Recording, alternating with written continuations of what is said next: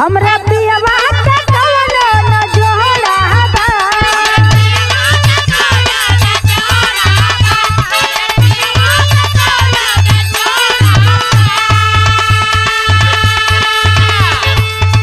सब गुण से भरल थोड़ा थोड़ा बा।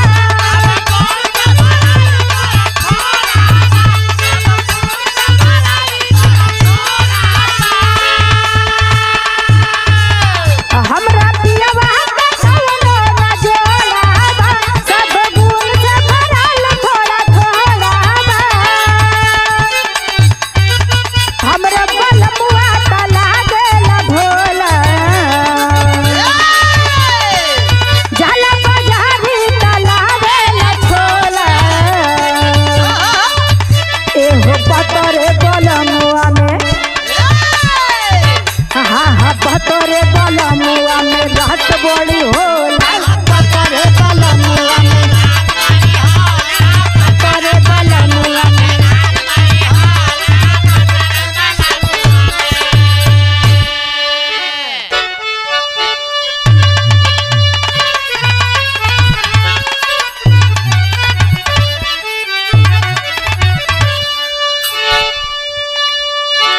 हो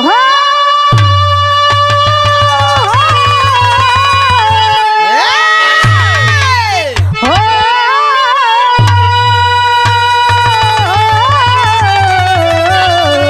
सबरिया हो राम।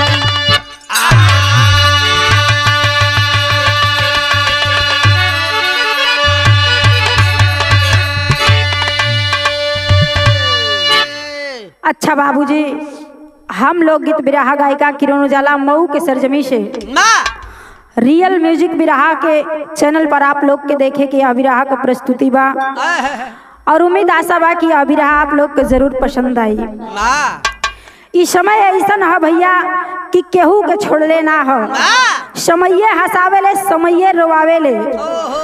समये केहू के अमीर तक केहू के गरीब बनावेले। 4 लाइन भूमिका से शुरुआत है। कैसे मास्टर?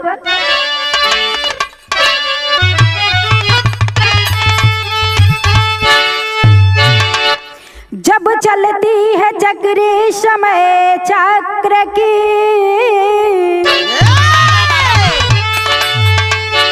अपने आगोश में ये संभाल लेती है। कोई खा कर के ठोकर तो खाए गिरे, कहीं मजबूर को ये दवा देती है। समय से ही मिलता है धन का खजाना। अरे अमीर निर्धन है बनता समय छोट से, है गरीबी गरल बन मुसीबत है याती। कुंज सबको नचाए यही नोट से।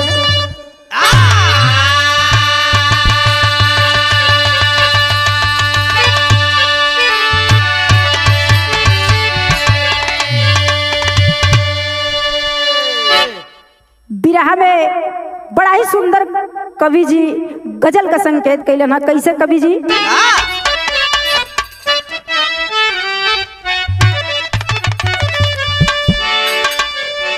कोनो आशिक अपने माशुका से मैं खाने के अंदर बैठ के हाथ में जाम का प्याली लेकर के एक बात कहत। कैसे गुरुजी?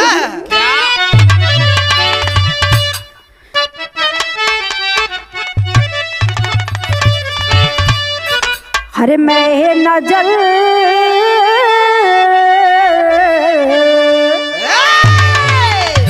अरे मैं नजर से पी रहा हूँ कि मैं नजर से पी रहा हूँ। ये समा बदल न जाए।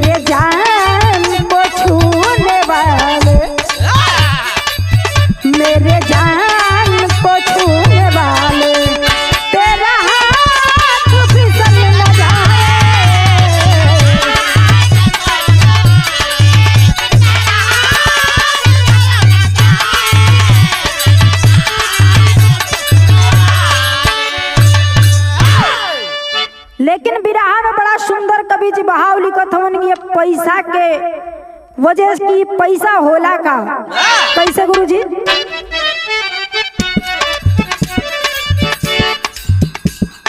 आज देखी ये दुनिया में पैसा का कितना बढ़िया अहमियत है। पैसा के आगे लोग एक दूसरा के भुला जात हो, लेकिन गुरुजी लिखत हवन कैसे? दुनिया बनाने वाले, दुनिया बनाने वाले पैसा नहीं बनाया।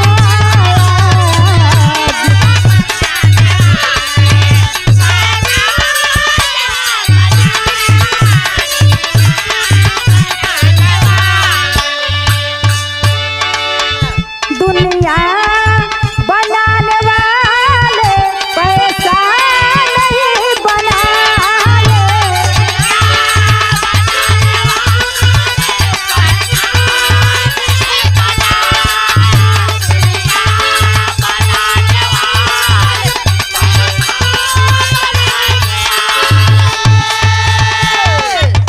दुनिया बनाने वाला पैसा नहीं बनाया। पैसे से चलती सांसें, वो पैसे से चलती सांसें जिसे तुमने बनाया। पैसे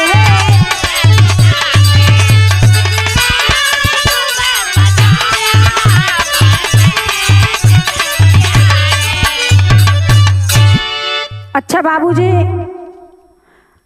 पैसा वो चीज है कि आज देखी पैसा के ही शरीर अगर बीमार बा तो कहीं इलाज होता तो पैसा के वजह से बारे हाय रे पैसा। लेकिन ये जगह से बिरहा में कहानी की शुरुआत हो गई।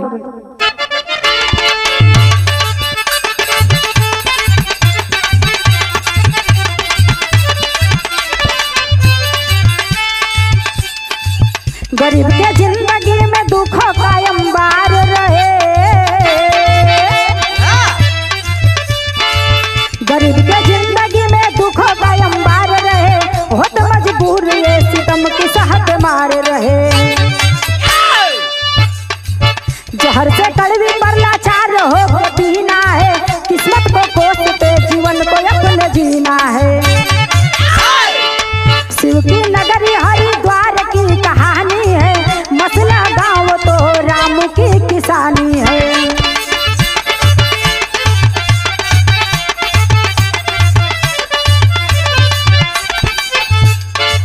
पत्नी राधिका संग संजय निहाल रहा। गरीब के झोपड़ी में कोई न खुशहाल रहा। सास की रोगी रही राधिका से साथ छूट गया। सास की रोगी राधिका से साथ छूट गया। पिता स्वर्गवास में संजय का सारा लूट गया।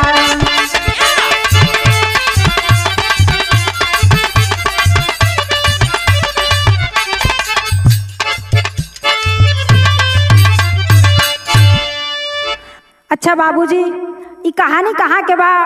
उत्तराखंड हरिद्वार जिला मलसा गांव के एक छोटा सा परिवार रहे वाला। वो परिवार में मुखिया का नाम बतावल गयल रामू। उनके साथ में उनके धर्म पत्नी का नाम है राधिका। दोनों जने के बीच में मालिक एक थे बेटवा का जन्म दिहलन।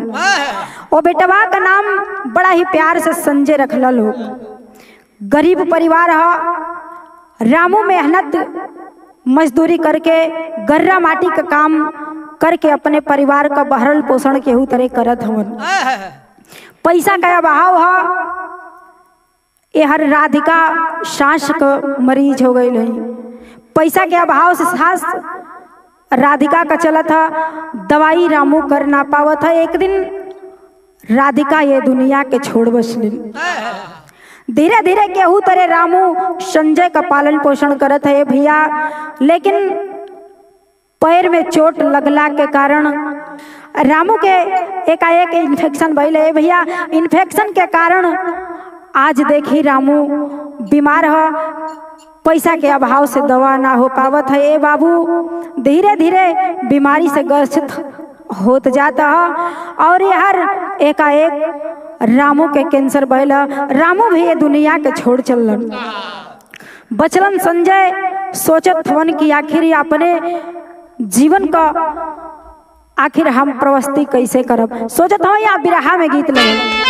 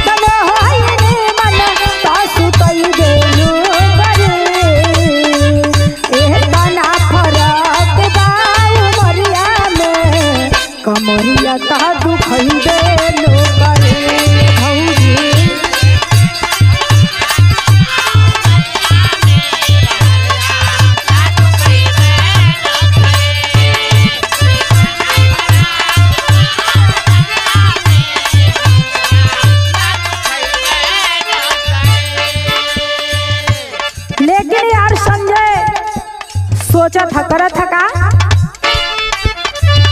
केहू नहीं जाने कब समैया खेली खेलो।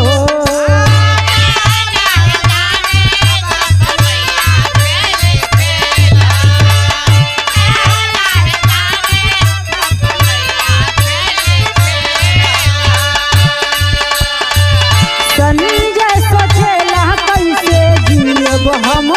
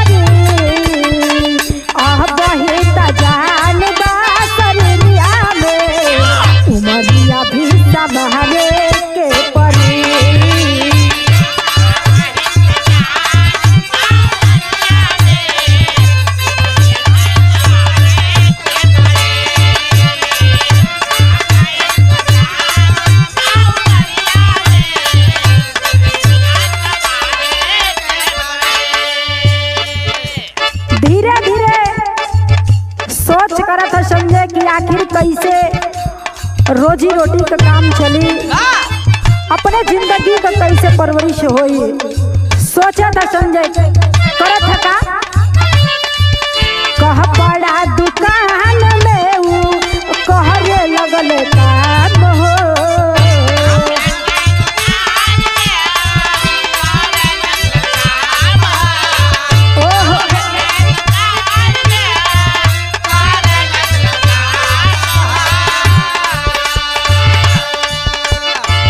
छूटल पढ़ाई ढेर मिलत नहीं खे दाम हो।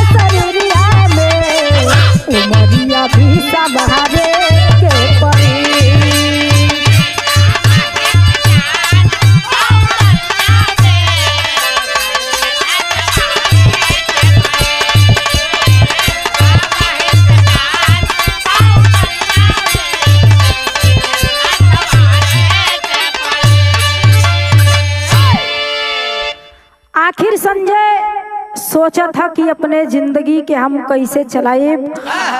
पैसा पैसा खातिर सोचा था, कपड़ा के दुकान में जा करके बेचे का काम करत था, लेकिन वो कमाई से होकर भरल पोषण नहीं हो पावत। धीरे धीरे ऐसे करते कुछ दिन कुछ समय बीतल हा, लेकिन यार होत का बिरहा में गीत चेंज हो गई गुरुजी।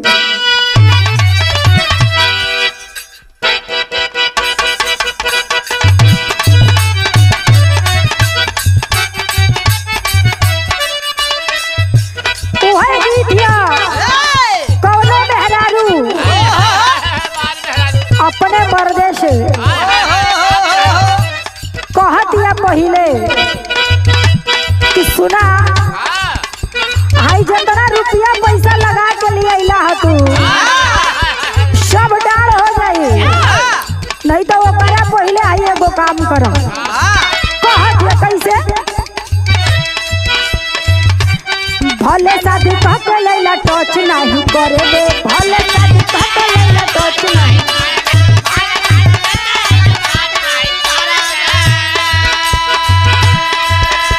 मिली ना जवाब तौले देह नहीं धरे दे, मिली ना जवाब तौले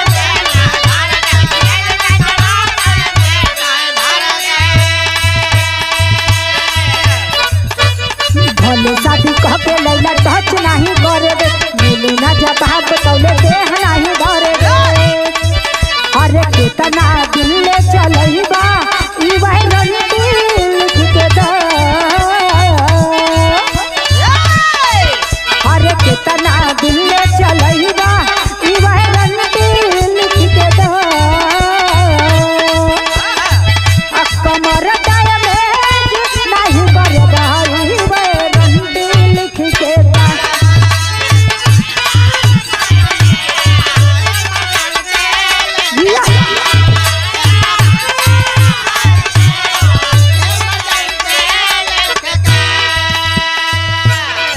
लेकिन यार संजय के साथ हो थका,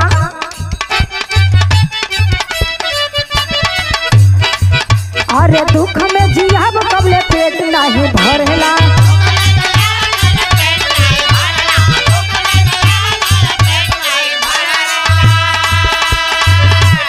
होके असहाय बाबू तिल तिल मरेला।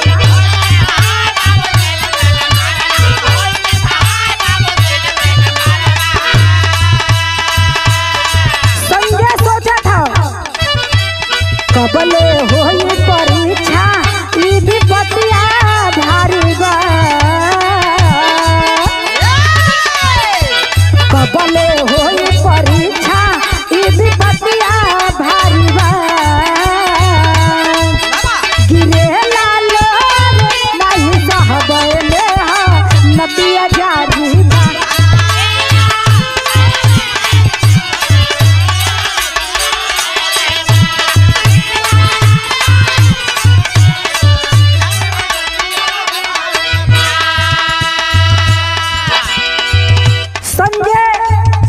सोचत है एक टाइम खाना नसीब होता था, दूसर का टाइम के झंखत हो, आखिर सुबह का खाए। मेहनत करा था, लेकिन यार अंतरा के भाव से कहना है गुरु जी का, बचपन का यार सुनावे लगले खिस्सा,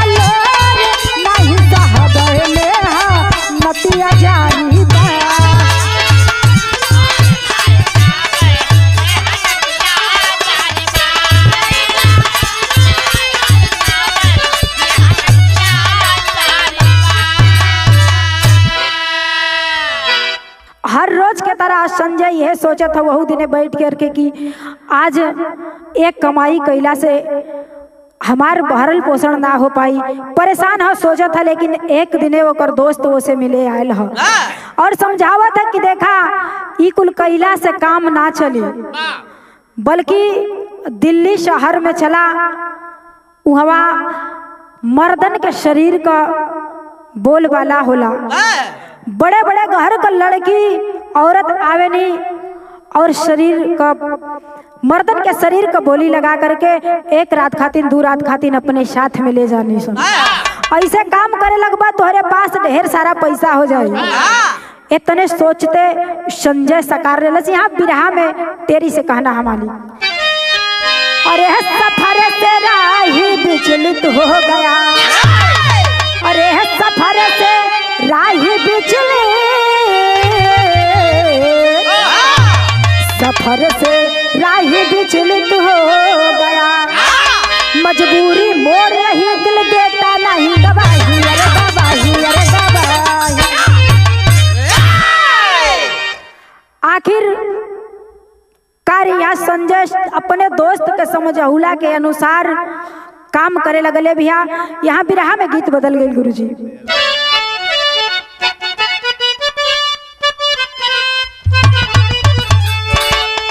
अरे पिया परदेसिया भावे अंगनवा,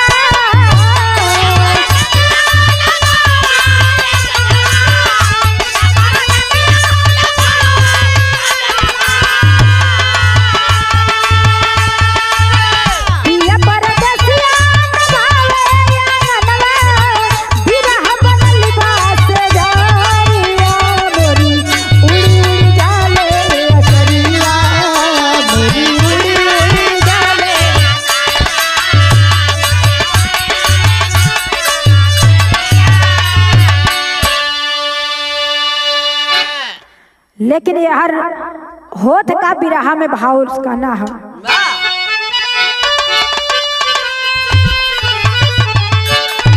अरे दिल्ली सहारिया में आइले जवाना,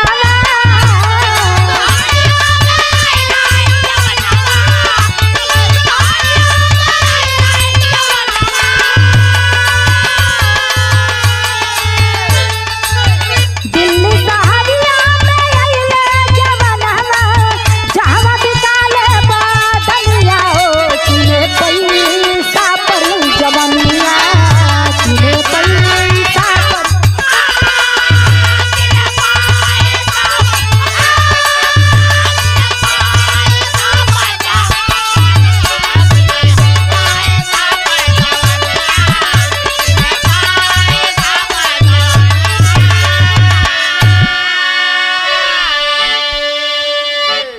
आखिरकार संजय अपने बताए हुए दोस्त के कहने अनुसार बाबूजी दिल्ली शहर में आ गए। गले में लाल दुपट्टा डाल करके यह पहचान है कि वहाँ मर्द का बोली लगेले। गले में लाल दुपट्टा डाल करके लाइन में लगल है। बड़े बड़े घर का लड़की और औरत आ करके देखा थी कितना सुंदर कौन मर्द है। लेकिन यहाँ भाव से कहना है मालिक कैसे, अरे सुंदर शरीरिया का बढ़िया कीमतिया, पुरुष बेचेला दे ले लिया बरतिया,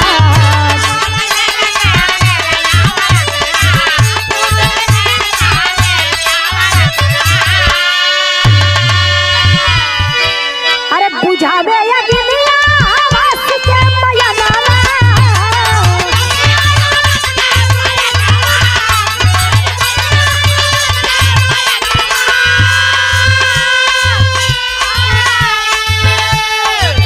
मोल दे के लूटे पानिया किने पैसा पर जवनिया किने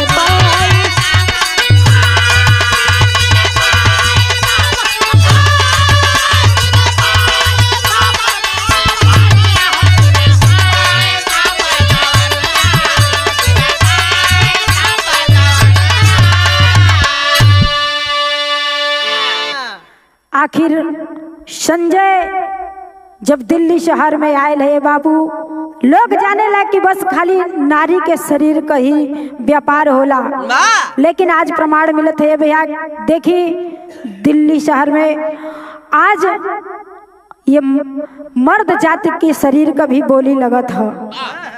आज ये धंधा अपना ले हा। संजय आगे पीछे सोचत ना हा, जे केहू आवत है रुपया देता सबके साथे, सबकर हवस कब भूख मिटावे लगल। यही अपन रोजी रोटी बना लेलस, यही के धंधा बना करके काम करत है। ये हर संजय करत है का बिरहा में गीत लगल।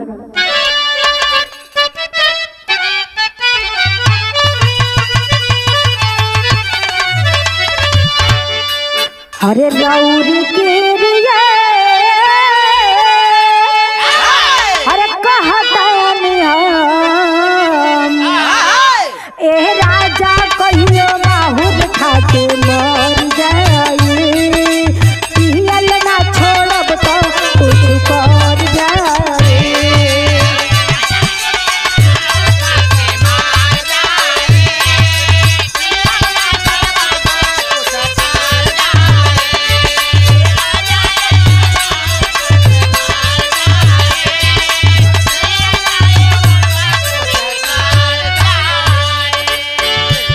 लेकिन धीरे धीरे ये संजय के मन में लालच बढ़त है रुपया के प्रति।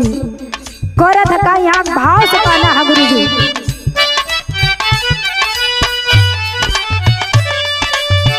देखी रुपया बढ़े लगल मन, सपना मेरे का साकार होई हो, ऐसे करब बंगला बड़ी कार होई हो।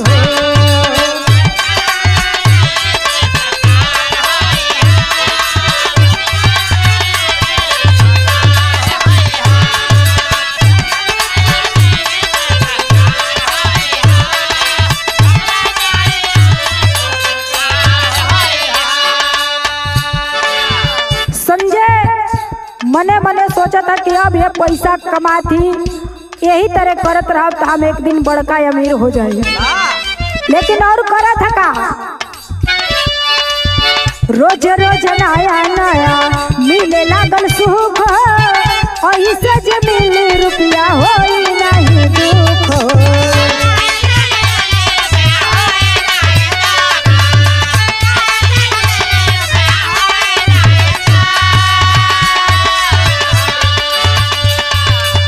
पैसा रही तो नहीं हार होई हो, ऐसे करब बंगला बड़ी कार होई हो।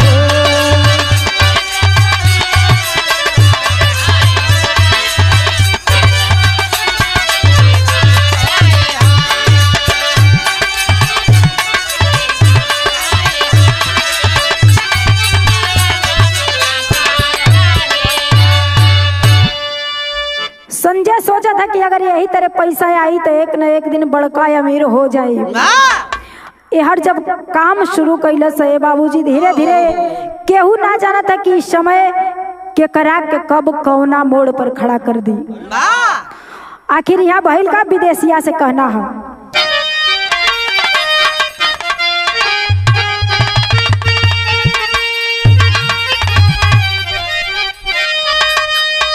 अरे केहू नाही जाने कैसन,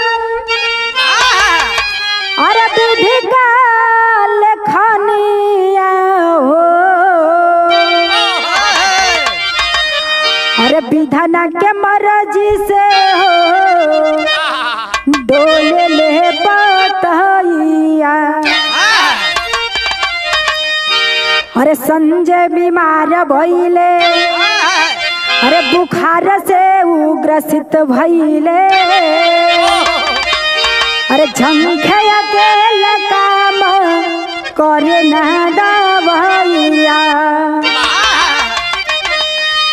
डॉक्टर के चेकअप से अरे जमीनिया खिसकी गईली, अरे लाइलाज रोग अहिला बड़का दुख दहिया। अरे जहाँ जहाँ गईले चाहे भी बतावले हो। अरे किस्मत के कोसे का ई कैला हो गो सहिया।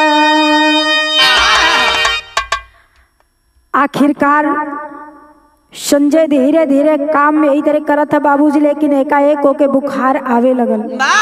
जब बुखार आवे लगल ए बाबू धीरे धीरे बीमारी और बढ़ती गई। दवा खा था लेकिन ठीक ना होता। एगो अस्पताल गए, वहाँ जांच करौलस तो वो रिपोर्ट में HIV एड्स निकलल। ओके तसल्ली ना भइल, फिर जा करके दूसरा अस्पताल में जांच करौलस।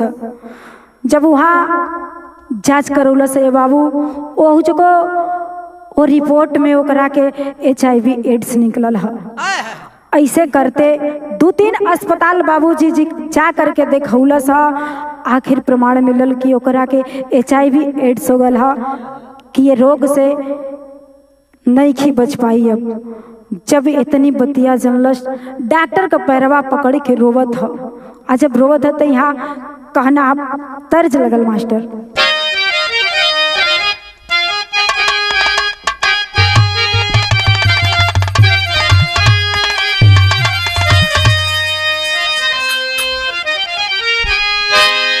अरे गंगा माई का ऊंची बात, अरे अरियानो हो वही पर बैठे भगवान।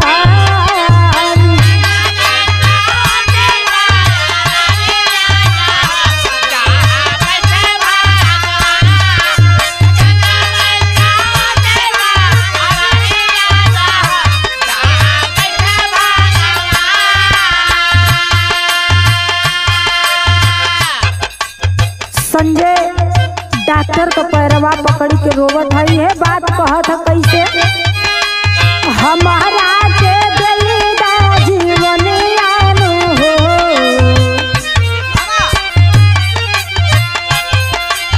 हमारा के देईदा जीवन आनो हो, संजय करेले पुकार।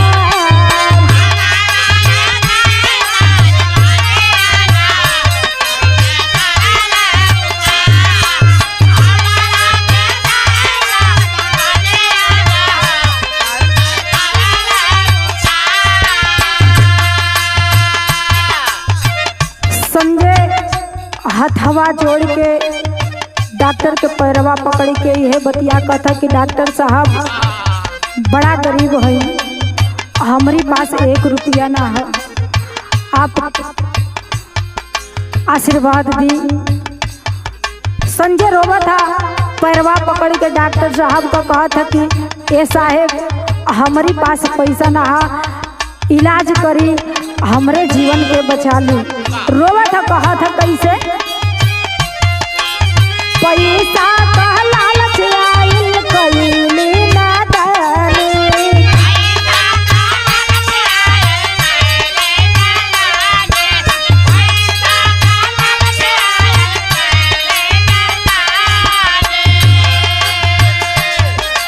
सुख ना मिलल हमके अइसन निशानी।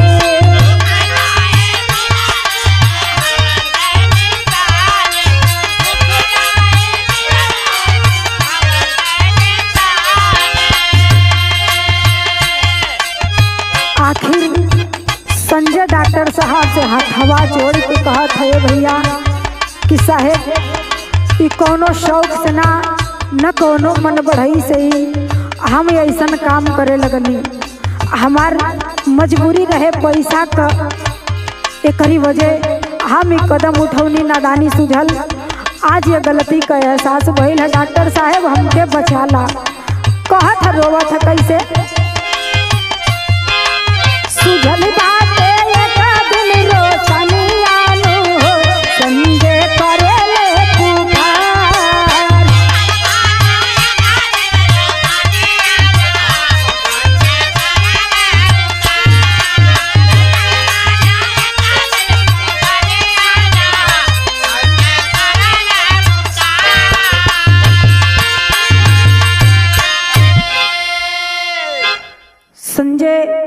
रोवत है डॉक्टर साहेब से कहा था कि डॉक्टर साहेब मनमानी ना कैनी, ना ही हम कोनो इस शौक से काम कैलिन, पैसा का मजबूरी रहे साहेब, आगे पीछे केहू ना रहे, माई बाप का हमारी सर पर से हाथ बचपने में उठ गया, अपने परवरिश खातिर केहू तरे हम ये गंदी गुनाह के गलियों में कदम रख देनी साहेब। आज ही ना जननी कि हमके ऐसन रोग हो जाई। डॉक्टर साहेब अब्बो से हमारे जीवन के बचाला, लेकिन यहाँ भइल का पहपट से कहना है।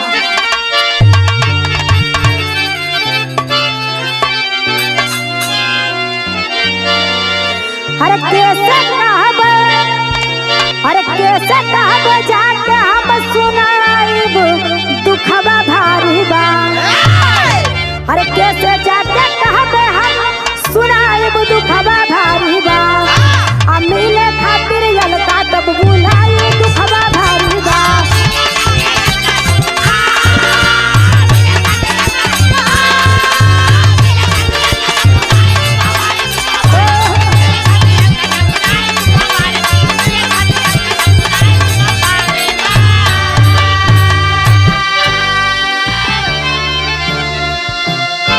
अरे रो रो संगे फोन पर बतावे सारी बातिया। अरे रोग लगल जस दीमक हमके काम करे ना मातिया। अरे के करे जीवन में आके आग लगाई दुखबा भारी बा। अब कहीं न रहिया सूझे बस खाई दुखबा भारी बा।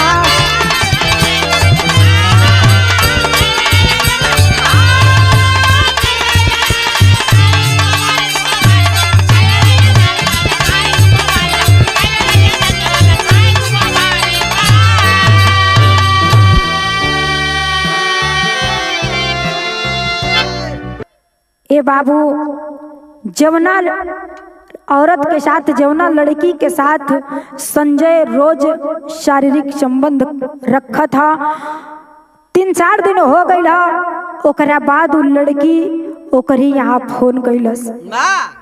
वो लड़की का नाम बतावल गई कि अलका नाम रहे। वो जब फोन कैलस कि आखिर संजय कहाँ हवा, संजय रो रो करके फोन पर पूरी बात के रखलन हा कि हमार तबीयत खराब है और हम तुहन लोग के झांसा में ना रखब, ऐसे कि हमसे कितना लोग का जिंदगी बर्बाद हुई। ऐसे साफ साफ बता दलस कि हमके ऐसन रोग है। अलका ये बतिया जानते हुए भी अपने वो ये बतिया के जानते हुए संजय से अलका मिले खातिर कहलस। एड्रेस पता लेकर के आखिर संजय के पास आयल है। जब आयल है तो यहाँ आल्हा से प्रमाण मिले।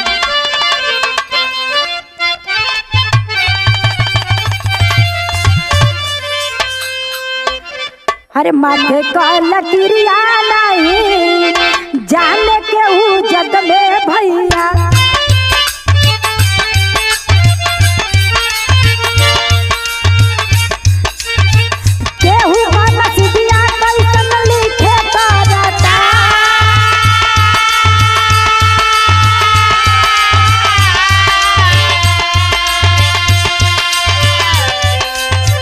अलका बोलवली नहीं सहेली साथ अइली बाबू।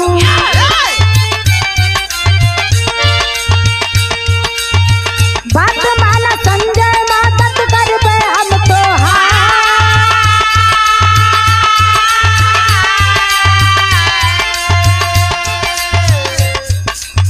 शक्तिवर्धक बोले उनके झूठ में पियवली बाबू।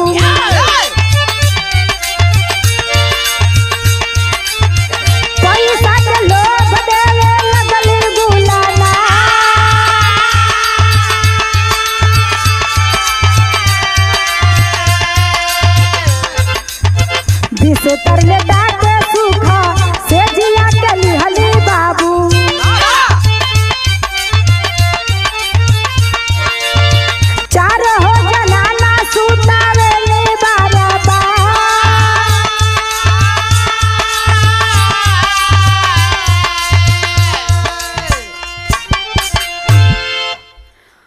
आखिर संजय से मिले खातिर अलका जब संजय के रूम पर अलिन है ये बाबू, संजय का हालत देख करके समझ गईलिन कि काम करे लायक ना है, लेकिन ओकरी संगे छल कपट करे लगलिन संजय के साथे। ए बाबू शक्तिवर्धक गोली लिया करके संजय के जूस में मिला करके देवे लगलिन।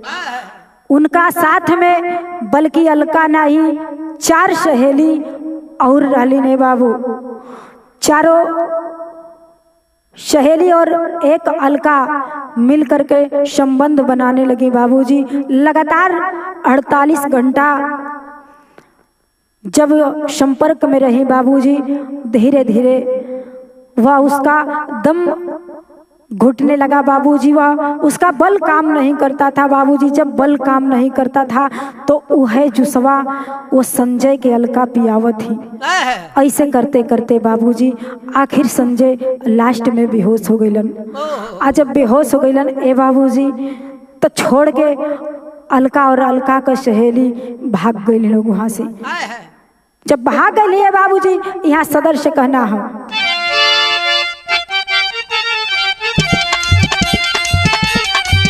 अरे मांगे लना पानी मुंह में रुपया थमावे,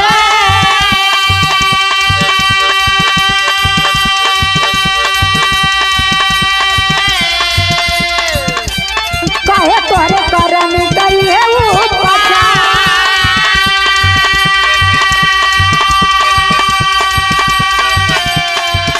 अरे तड़पत संजय कैसे जिया पे छोड़ के,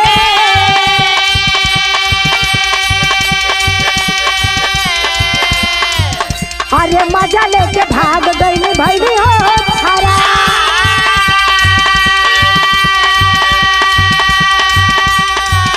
अरे तड़पत से जिया पे संजय के छोड़ी के,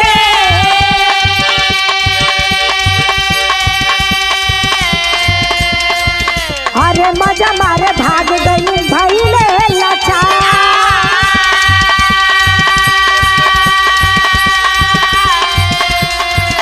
अरे भइले बेहोश मुंह से खून आवे लगल,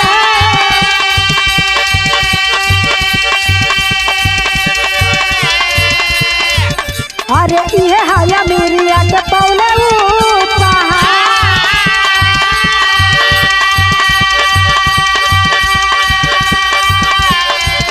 अरे रुपया सहाय नहीं पौले का सब दुनिया,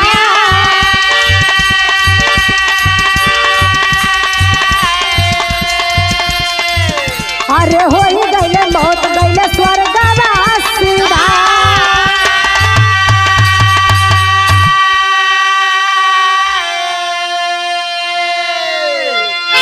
आखिरकार संजय जब जब पानी मांगा था तब तब अलका और अलका का सहेली जितनी है मुंह में रुपया थमावत थी।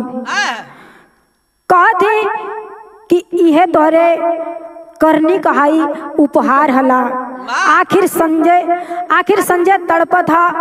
तड़पते हुए बाबूजी संजय का जान निकल गई है।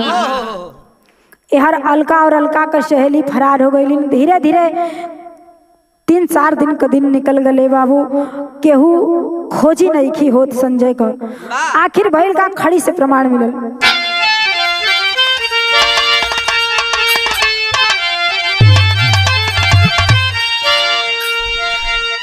अरे गंदी रही पकड़ी के, अरे गंदी रही पकड़ी के तहिया धावले हीरवा। अरे गंदी रही पकड़ी के, अरे तहिया धावले हीरवा। अरे बुरा काम को नतीजा बुरा पवले हीरा।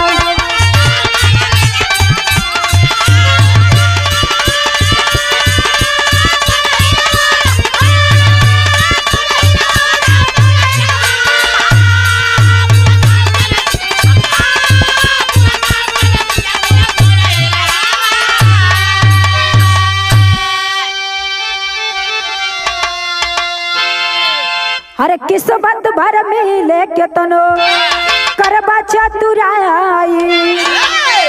सुख नाही लिखल बात दुख ना पराई।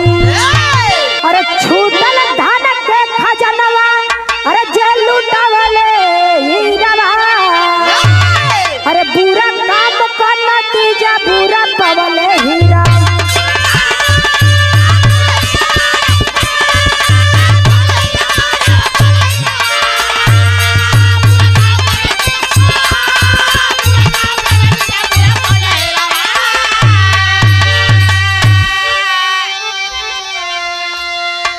अरे घरवा से गंध आई सूचना दिया दासन सकार भई रखियो ना बुझाई।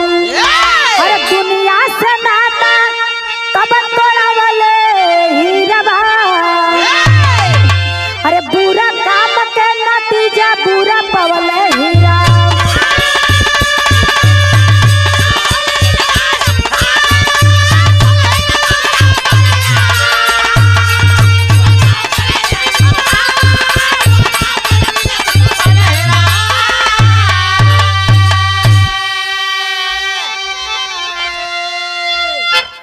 ए बाबू यह समय का घेरा है इंसान के कब कौना मोड़ पर कौना राह पर खड़ा कर दे ई केहू के पता ना है।